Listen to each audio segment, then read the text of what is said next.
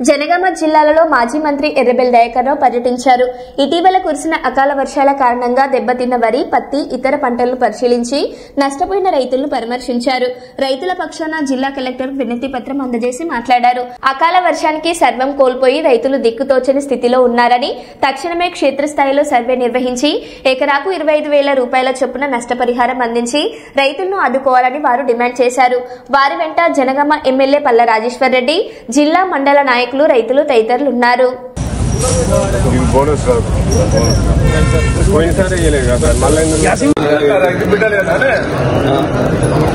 వాళ్ళ బాధ మీరు ప్రభుత్వం దృష్టికి తీసుకురండి.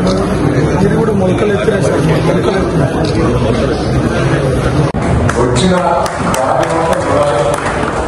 ఒక్క కింద కూడా సీసీఐ ద్వారా ఇదేం చేసుకోవాలి, ప్రభుత్వం చదువు పెట్టి సీసీఐ ద్వారా కొంచెం ఏర్పాటు చేయాలి. ఉపాధి హామీ పథకం మీద రోడ్డు చేస్తూ ఉంటుంది. దయచేసి ప్రభుత్వమే గ్రాంట్ మంజూరు చేసి మొక్కలు, కాటలు, ఒడ్లు, పంట నష్టం 25,000 ఇచ్చినట్టు చేయవలసిందిగా మా రైతుల తరఫున రిప్రజెంటేషన్. ఈ రైతులు వచ్చి ఇవ్వండి.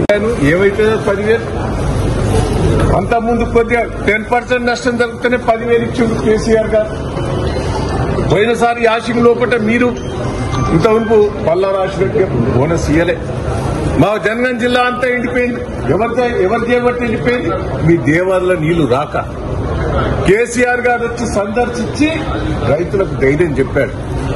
రైతులు ఆవేదన చేసుకున్నారు. ఆ ఎండిపోయిన పంటను కూడా కేసీఆర్ గారు చూసిపోయారు. ఇవాళ నువ్వు వచ్చింది ఏంటా? వచ్చి ఏం చేసావు చెప్పు. రేవంత్ రెడ్డి గారు వచ్చి ఏం చేశావు? ఆ రోజు కేసీఆర్ గారు పంట నష్టం పోతే నర్సంపేట, మైబాద్ జిల్లా అన్ని కూడా తిరిగిండు. రైతులతో మాట్లాడిండు.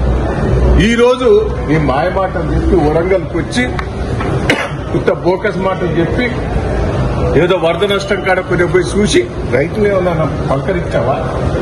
రైతుల దగ్గర పోయి వాళ్ళ ఆవేదన విన్నవా? వాళ్ళ బాధ విన్నవా? టీవీల ద్వారా నువ్వు చూస్తలేవా? సోషల్ మీడియాల ద్వారా చూస్తలేవా? రైతులు ఎంత ఆవేదనతో ఉన్నారో. కల్లాలల్లా ఒడ్లు మొలికెత్తినాయి, పత్తి మొత్తం ఘోరంగా పోయింది.